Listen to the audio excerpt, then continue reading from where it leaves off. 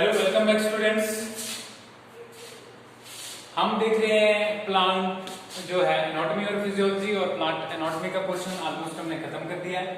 ठीक है, आज से हम प्लांट फिजियोलॉजी पढ़ेंगे। तो प्लांट फिजियोलॉजी क्या होता है, बेसिकली पहले हम ये जान लें कि प्लांट फिजियोलॉजी होता क्या है। इसके बाद इसके अंदर जो टॉपिक्स हैं वो जो है हम देखेंगे। जनरली फिजियोलॉजी होता है जितने भी हमारे अंदर बायोकेमिकल प्रोसेसेस चल रहे होते हैं, चाहे वो प्लांट्स हैं, एनिमल्स हैं, माइक्रोब्स हैं, उनके अंदर जो भी बायोकेमिकल प्रोसेसेस चलते हैं तो उनको क्या कहते हैं, कंबाइनली और कलेक्टिवली उनको हम फिजियोलॉजी कहते हैं। ठीक है, अगर हम एग्जांपल में अगर पूछें कि फिजियोलॉजी में जो है कौन कौन से प्रोसेसेस हमारे अंदर चल रहे होते हैं, तो हमारे अंदर क्या क्या चल रहा होता है। एक तो रेस्पिरेशन का प्रोसेस जो कंटिन्यूसली हमारे अंदर चलता रहता है। ठीक है, रेस्पिरेशन का प्रोसेस है, हम सांस लेते रहते हैं। इसके अलावा डाइजेशन, जो हम खाना खा लेते हैं तो उसके बाद जो अंदर हमारे डाइजेशन का प्रोसेस चलता रहता है। ठीक है, उसके अलावा सर्कुलेशन का प्रोसेस चलता रहता है। तो ये सारे प्रोसेसेस जो हैं, इसके अलावा एक्सक्रीशन का प्रोसेस जो चलता रहता है, ये सारे प्रोसेस जो हमारे सर्वाइवल के लिए नेसेसरी हैं, तो उनको क्या कहते हैं, उनको फिजियोलॉजी कहते हैं जनरली। ठीक है, ह्यूमन बीइंग की फिजियोलॉजी। और अगर प्लांट की बात करें, प्लांट में क्या क्या कौन कौन से प्रोसेसेस चलते रहते हैं, तो प्लांट्स में भी बहुत सारे प्रोसेसेस चलते रहते हैं। जैसे कि आप देखोगे रेस्पिरेशन का प्रोसेस प्लांट्स के अंदर भी होता है। इसके अलावा हम जो है रेडीमेड फूड करते हैं, इसलिए हमें हेटेरोट्रॉपिक ऑर्गेनिज्म कहा जाता है, जबकि प्लांट्स जो है वो अपनी फूड खुद सिंथेसाइज करते हैं, इसलिए उनको क्या कहा जाता है, ऑटोट्रॉपिक ऑर्गेनिजम्स। ठीक है, तो ऑटोट्रॉपिक्स को फोटोसिंथेसिस करना पड़ता है। अगर प्लांट के केस की बात करें तो उनको फोटोसिंथेसिस, तो प्लांट फिजियोलॉजी में हम फोटोसिंथेसिस भी पढ़ेंगे, इसका मतलब है। और क्या पढ़ेंगे, रेस्पिरेशन पढ़ेंगे, और डिटेल में पढ़ेंगे। छोटा सा जो 9th और 10th में हम पढ़ते हैं फोटोसिंथेसिस की एक छोटी सी डेफिनेशन, उसको हम बहुत डिटेल में पढ़ने वाले हैं इस प्लांट फिजियोलॉजी के अंदर। पूरा डिटेल में जाएंगे, कैसे कैसे कौन सा प्रोसेस होता है। ठीक है, तो वो देखेंगे। इसके बाद जो है रेस्पिरेशन का प्रोसेस हुआ, वाटर की मूवमेंट को हम इसमें देखेंगे, मिनरल्स कैसे मूव करते हैं, कैसे फोटोसिंथेसिस जो है वो बनते हैं, और कैसे वो मूव करते हैं एक जगह से दूसरी जगह। तो ये सारा प्रोसेस प्लांट फिजियोलॉजी के अंदर हम पढ़ते हैं। प्लांट फिजियोलॉजी में जो इंट्रोडक्शन आपका हो गया प्लांट फिजियोलॉजी से रिलेटेड, तो पहला टॉपिक जो है हमारे पास जो है प्लांट फिजियोलॉजी का, वो है ट्रांसपोर्टेशन इन प्लांट्स। ट्रांसपोर्टेशन, ठीक है, ट्रांसपोर्टेशन, ठीक है, इन प्लांट्स। तो ये ट्रांसपोर्टेशन होता क्या है एक्चुअली में? ट्रांसपोर्टेशन होता है किसी भी पार्टिकल का मूवमेंट। ठीक है, when some particles and when something moves from one place to another, this is known as transportation. And in case plants, what moves from one place to another? Plant के case में ऐसी क्या चीज है कि जो एक जगह से दूसरी जगह मूव करती है? थोड़ा ध्यान से सोचिए। ठीक है, आपको पता चलेगा कि सबसे पहले जो है प्लांट्स में वाटर मूव करता है। क्या मूव करता है? वाटर मूव करता है। उसके बाद आपको पता चलेगा कि आपने देखा कि वाटर कहां से प्लांट्स लेते हैं, रूट से लेते हैं, और रूट से डिफरेंट पार्ट्स में जाता है, रूट्स टू डिफरेंट पार्ट्स। ठीक है, रूट्स टू डिफरेंट पार्ट्स। अब हमने ये देखा कि प्लांट्स जो है अपनी फूड खुद सिंथेसाइज करते हैं, तो प्लांट्स जो फूड अपनी खुद सिंथेसाइज करते हैं तो कहां करते हैं? लीव्स के अंदर। तो वो फूड लीव्स से प्लांट के स्टेम में, उसके रूट में, उसकी ब्रांचेस में कैसे पहुंचती है? वो भी तो ट्रांसपोर्ट होती है। ठीक है, दूसरा क्या है? Transport of food material. ठीक है, वो कहां से होता है? Leaves to different part. ठीक है, इसके अलावा क्या होता है? इसके अलावा पानी के साथ क्या पानी जो है खाली जो ओरिजिनल वाटर, प्योर वाटर के फॉर्म में जो है वो प्लांट्स में जाता है? नहीं, इट कंटेन्स मिनरल्स। तो मिनरल्स भी मूव करते हैं। मिनरल्स दो तरीके से मूव करते हैं। एक तो पहले शुरू में अगर देखा जाए, मिनरल्स पानी के साथ सॉइल से, soil to root to leaves. ठीक है, पहले ये प्रोसेस है। और दूसरा क्या है, जब लीव्स के अंदर जो है लीव्स तो ऑर्गेनिक कंपाउंड में कन्वर्ट हो जाता है। ये मिनरल्स किस में कन्वर्ट हो जाते हैं? Organic compounds. ठीक है, और ऑर्गेनिक कंपाउंड से कहां जाते हैं? To different plant body, different parts of plant body. ठीक है, ये मूव करते हैं। और क्या मूव करते हैं? कुछ प्लांट के अंदर जो है बहुत सारे ग्रोथ रेगुलेटर्स भी जो है, जैसे करके हार्मोन्स हमने पढ़ा था, वो भी बनते हैं। ठीक है, प्लांट हार्मोन्स हो गए, प्लांट ग्रोथ रेगुलेटर्स, ठीक है। तो प्लांट ग्रोथ रेगुलेटर्स जो है वो भी मूव करते हैं। तो ये सारी चीजें कैसे मूव करती हैं उसके बारे में हमने आज पढ़ा। ठीक, तो देखिए ये सारी चीजें मूव करने के लिए हमारे पास दो प्रोसेसेस हैं। कितने प्रोसेसेस हैं? दो प्रोसेसेस।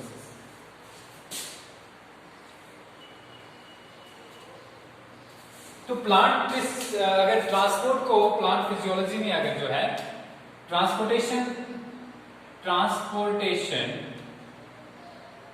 इन प्लांट्स की बात करें तो सबसे पहले दो टाइप की, एक है शॉर्ट, ठीक है, शॉर्ट डिस्टेंस, और दूसरी है लॉन्ग डिस्टेंस। मतलब एक शॉर्ट डिस्टेंस में ट्रांसपोर्टेशन होती है, एक लॉन्ग डिस्टेंस में ट्रांसपोर्टेशन होती है। अब ये शॉर्ट डिस्टेंस में क्या ट्रांसपोर्टेशन होती है? शॉर्ट डिस्टेंस में ट्रांसपोर्टेशन होती है from one cell to another, one cell to another, एक चीज। और दूसरी शॉर्ट डिस्टेंस में from cell to outside and vice versa. ठीक है, तो ये दो तरीके से ट्रांसपोर्ट होती है। एक शॉर्ट डिस्टेंस से ट्रांसपोर्ट होती है। एक शॉर्ट डिस्टेंस में वहां पे क्या होता है, सबसे पहले एक सेल से दूसरे सेल में जो है मूवमेंट होती है पार्टिकल्स की। चाहे मैंने बताया कि क्या क्या मूव करता है प्लांट के अंदर, वो तो मैंने पहले बता दिया, ठीक है। उनकी मूवमेंट एक सेल से दूसरे सेल, सपोज कीजिए ये सेल्स हैं हमारे पास, ठीक है, ये दो सेल्स हैं। तो एक सेल्स आपको पता है कि इनके बीच में प्लाज्मोडेस्माटा होते हैं, ठीक है। एक इस तरीके से हो सकती है, दूसरी ट्रांसपोर्ट किया कि पहले सेल से बाहर निकला, ये इंटरसेलुलर स्पेसेस है, इंटर सेलुलर स्पेस है हमारे पास ये वाली, ठीक है। तो इससे फिर दूसरे में मूव करेगा। तो ये सारा प्रोसेस जो है एक दूसरा अगर ओपनली अगर कहीं पे सेल होगा तो बाहर से न्यूट्रिएंट्स को जो है अंदर लेगा अपने अंदर, और वहां से बाकी के न्यूट्रिएंट्स को रिलीज करेगा। तो ये शॉर्ट डिस्टेंस में। अब लॉन्ग डिस्टेंस ट्रांसपोर्ट क्या है? लॉन्ग डिस्टेंस ट्रांसपोर्ट में जो ट्रांसपोर्ट होती है, जैसे करके अगर हम देखें पानी की ट्रांसपोर्ट, तो क्या वो एक सेल से दूसरे में होती है? नहीं, वो बहुत लंबी होती है, ठीक है। When transport of material is between different organs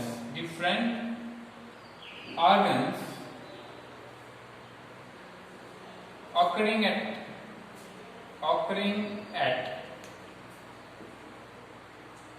distance from each other, तो इसको क्या कहते हैं?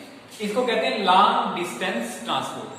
When transport of material is between different organs occurring at distance from each other, ठीक है। तो इस केस में क्या होता है? लॉन्ग डिस्टेंस में क्या क्या आता है? Transportation of waters and mineral, transportation of water and minerals, और दूसरा जो है वो है ट्रांसपोर्टेशन ऑफ फोटोसिंथेसिस, ठीक है। दो चीजें ट्रांसपोर्ट होती है, वाटर और मिनरल लॉन्ग डिस्टेंस से ट्रांसपोर्ट होता है, और एक ये फोटोसिंथेसिस। अब ये हम पहले शॉर्ट डिस्टेंस ट्रांसपोर्ट को पढ़ेंगे कैसे कैसे होती है। ये शॉर्ट डिस्टेंस ट्रांसपोर्ट फिर से दो टाइप्स की। कितनी टाइप्स की है? दो टाइप्स की। कितनी टाइप्स? दो टाइप्स। ये तो बता दिया हमने कि कहां से कहां होती है। अब इस टाइप्स की बात कर लेते हैं, क्या कौन सी दो टाइप्स की है। एक टाइप है जिसमें नो एनर्जी रिक्वायर्ड नहीं होती, ठीक है, नो एनर्जी रिक्वायर्ड, और दूसरी में एनर्जी रिक्वायर्ड होती है, एनर्जी रिक्वायर्ड। अब नो एनर्जी रिक्वायर्ड वाली जो ट्रांसपोर्टेशन है इसको कहते हैं हम पैसिव ट्रांसपोर्ट। क्या कहते हैं? Passive transport. Passive transport is that transport in which energy is not required, ठीक है। Molecules move from one place to another without the consumption of energy or without expenditure of energy. और यहाँ पर required जो है energy required है, इसका मतलब क्या है कि अगर यहाँ पर मूवमेंट होगी तो हमारे पास एनर्जी रिक्वायर्ड होगी। ठीक है, समझ गए। अब देखिए यहाँ पे पैसिव ट्रांसपोर्ट हमने ले लिया, पैसिव ट्रांसपोर्ट और एक्टिव हो गया यहाँ पे। ठीक है, एक्टिव ट्रांसपोर्ट कहते हैं इसको जिसमें एनर्जी रिक्वायर्ड होगी। पैसिव ट्रांसपोर्ट में क्या क्या है हमारे पास, एक है डिफ्यूजन, ठीक है, दूसरा है फैसिलिटेटेड डिफ्यूजन, और तीसरा जो है आयन चैनल्स। ठीक है, तो ये सारी चीजें होगी, समझ आ गया। अब देखिए क्या क्या क्या देखा हमने कि शॉर्ट जो डिस्टेंस में जो ट्रांसपोर्टेशन होती है वो तीन तरीके से होती है, या तो डिफ्यूजन से होती है, या फैसिलिटेटेड डिफ्यूजन से होती है, या आयन चैनल से। और एक्टिव जो है डिफ्यूजन जो है एक्टिव, ठीक है, एक्टिव डिफ्यूजन जो है जिसमें एनर्जी रिक्वायर्ड है उसमें आता है आपका, ठीक है,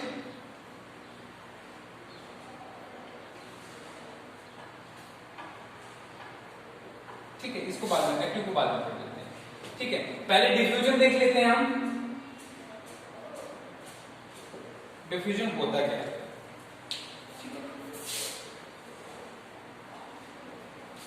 एक्टिव डिफ्यूजन, अगर एक्टिव ट्रांसपोर्ट की बात करें उसमें मोस्टली पंप्स आते हैं, ठीक है, शॉर्ट डिस्टेंस की बात होगी। एक्टिव में क्या आता है, पंप्स आते हैं, एक्टिव पंप्स। अब बताता हूं बाद में होता क्या है। देखिए सबसे पहले हम डिफ्यूजन पे चलते हैं। किस पे चलते हैं, डिफ्यूजन पे। तो डिफ्यूजन क्या प्रोसेस है, डिफ्यूजन एक ऐसा प्रोसेस है जिसमें कोई भी मॉलिक्यूल जो मूव कर रहा हो, ठीक है, वो कहां से मूव करता है, फ्रॉम हायर कंसंट्रेशन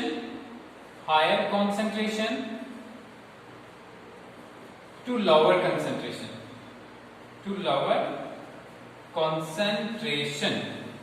ठीक है। पहले डिफ्यूजन को इतना सा याद रखो। पहले डिफ्यूजन में होता क्या है, डिफ्यूजन में पार्टिकल्स मूव करते हैं हायर कंसंट्रेशन से लोअर कंसंट्रेशन की तरफ। अभी हायर कंसंट्रेशन और लोअर कंसंट्रेशन क्या है, हायर मीन ज्यादा और कंसंट्रेशन मीन मिकदार। जहां पे चीजें ज्यादा हो वहां से जहां पे चीजें कम हो उस तरफ जब वो जाएं तो इस प्रोसेस को क्या कहते हैं, डिफ्यूजन। एक सिंपल एग्जांपल मैं आपको देता हूं परफ्यूम की। अगर आप परफ्यूम जो है, ठीक है, परफ्यूम को किसी कमरे के एक कोने में जब आप जो स्प्रे करते हो तो आप देखते हो कि 10 मिनट के बाद वो स्मेल आपको कमरे के दूसरे कोने पर भी जो है फील होती है। तो एक रीजन क्या है इसके पीछे, इसके पीछे ये रीजन है कि जो आपने परफ्यूम के पार्टिकल्स यहाँ पे स्प्रे किए वो स्लोली हवा में डिफ्यूज होने लगे, ठीक है। और डिफ्यूज जैसे होने लगे तो धीरे धीरे वो यूनिफॉर्म, वो तब तक मूवमेंट करते रहते हैं ये पार्टिकल जब तक यूनिफॉर्म जो है कंसंट्रेशन ना हो जाए। अब यूनिफॉर्म कंसंट्रेशन समझ गए अब क्या है, कंसंट्रेशन मैंने पहले बता दिया, और यूनिफॉर्म का मतलब होता है सेम, ठीक है, क्लियर हो गया। तो ये आ गया डिफ्यूजन। उसके बाद है फैसिलिटेटेड डिफ्यूजन। अब ये फैसिलिटेटेड क्या है, फैसिलिटेटेड डिफ्यूजन। देखिए फैसिलिटेटेड का मतलब है जिसको फैसिलिटी मिली हो। क्या होता है, जिसको फैसिलिटी मिली हो।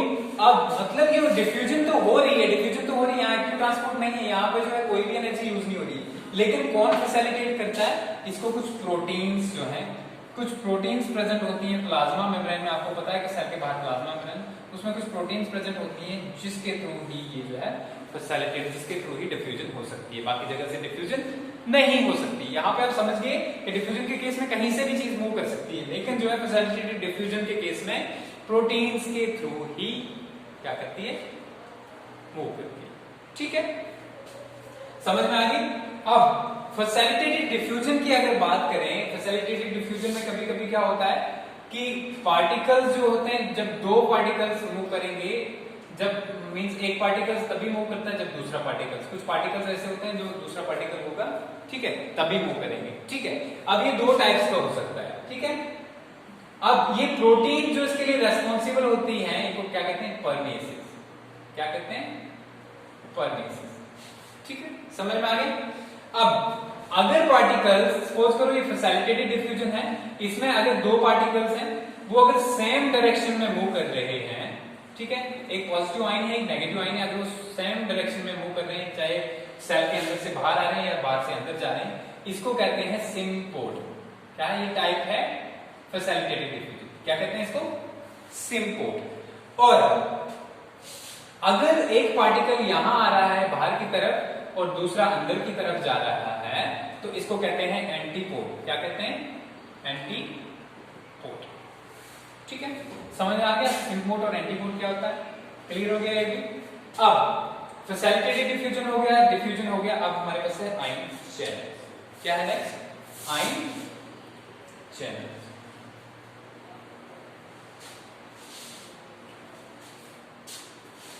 देखिए आयन चैनल्स क्या होते हैं, हमारे प्लाज्मा मेम्ब्रेन के ऊपर कुछ ऐसी चीजें होती हैं जो आयंस को मूव करती हैं और स्पेसिफिक आयंस को ही मूव करती हैं। क्या करती हैं, स्पेसिफिक आयंस को अलो करती हैं। स्पेसिफिक आयंस आर अलो, ठीक है, स्पेसिफिक आयंस ही अलो होते हैं और ये आयन तब ही मूव करते हैं जब एनर्जी का एक्सपेंडिचर होता है, सॉरी एनर्जी का एक्सपेंडिचर नहीं होता है, आयन मूव करते हैं और स्पेसिफिक आयन ही मूव करते हैं, इसको क्या कहते हैं, आयन चैनल्स। ये भी पैसिव में ही आता है, इसमें एनर्जी का जो है यूज नहीं होता। इसी तरीके के आयन चैनल्स की तरह ही कुछ प्रोटीन्स होती हैं, उनको हम पंप्स कहते हैं। क्या कहते हैं, पंप्स कहते हैं। ये भी आयंस को मूव करती है, क्या करती है, आयंस को ये भी मूव करती हैं, लेकिन ये एक्सपेंडिचर ऑफ एनर्जी, और एनर्जी सेल को किस टाइप में एनर्जी चाहिए, एटीपी में, एटीपी से एडीपी बनेगा, मींस एडीपी जो रिड्यूस होगा एटीपी, ठीक है, इससे एडीपी बनेगा और फिर आयन जो है पॉजिटिव आयन को मूव करेगा, ठीक है, और इनको क्या कहते हैं, पंप्स कहते हैं। तो ये वाली डिफ्यूजन क्या होती है, ये डिफ्यूजन नहीं होती है, ये होती है एक्टिव ट्रांसपोर्ट। क्या होती है, एक्टिव ट्रांसपोर्ट, ठीक है। रेशियो ट्रांसपोर्ट की तीन टाइप्स आ गई, डिफ्यूजन, फैसिलिटेटेड डिफ्यूजन और आयन, ठीक है, आयन चैनल्स। और एक्टिव ट्रांसपोर्ट में हमें क्या मिला, पंप्स मिले। क्या मिले, पंप्स, ठीक है। और यहाँ पे ये जब पंप्स फंक्शन करते हैं तो क्योंकि यहाँ से जो है एनर्जी यूज होती है तो इससे एनर्जी रिलीज भी होती है in the form of heat, ठीक है, क्लियर हो गया।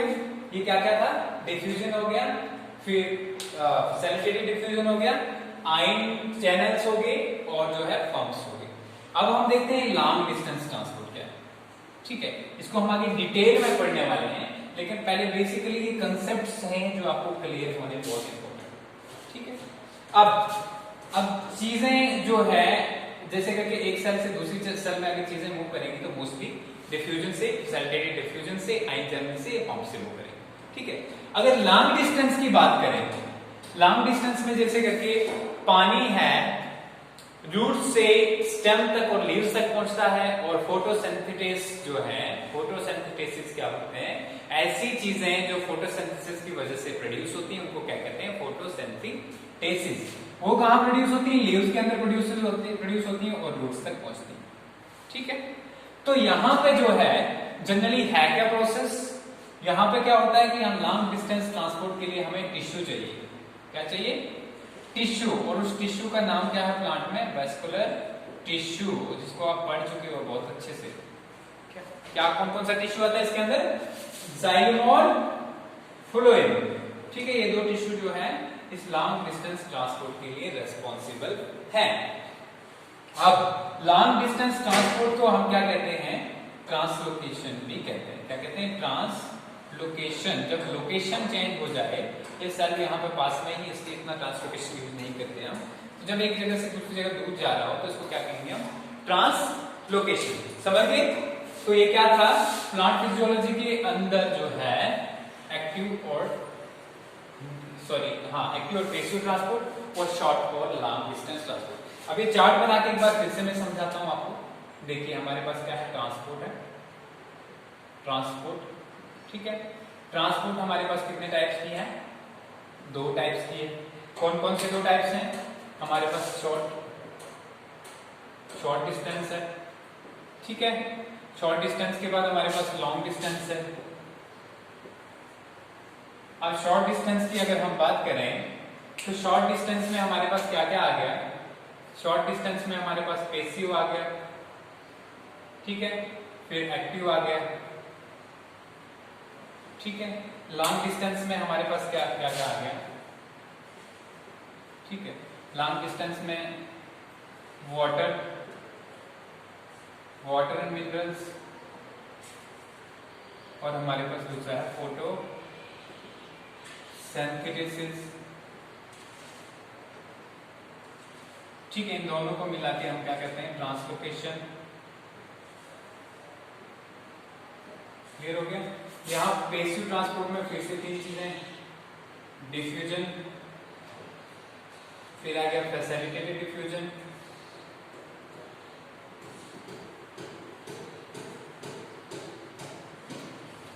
ठीक है। फैसिलिटेटेड डिफ्यूजन के बाद जो है हमारे पास तीसरी चीज जो है वो आ गया आयन चैनल्स, ठीक है। एक्टिव ट्रांसपोर्ट में हमारे पास पंप्स आ गए, जैसे कि हम प्रोटॉन पंप्स मोस्टली जो है, प्रोटॉन पंप्स। जब हम फिजियोलॉजी में आ गए, एटीपी कैसे सिंथेसाइज होता है, फॉस्फोरिलेशन क्या होता है, ठीक है। इस चीज को पढ़ेंगे तो वहां पे आपको ये सारा समझ आएगा। तो ये ट्रांसपोर्ट का सिस्टम था, ठीक है, समझ में आ गया। तो ये सारे डिफरेंट जो टाइप्स हैं ट्रांसपोर्ट के, इसको फिर से एक बार मैं जो समरी के तौर पे एक्सप्लेन करूंगा आपके लिए।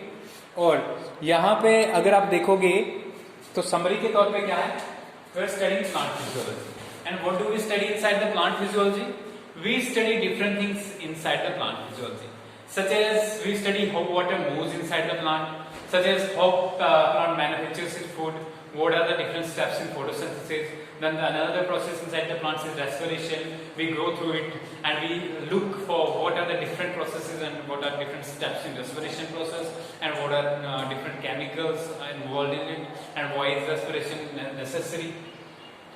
And in first lecture which we are looking for today, this is transport in plants.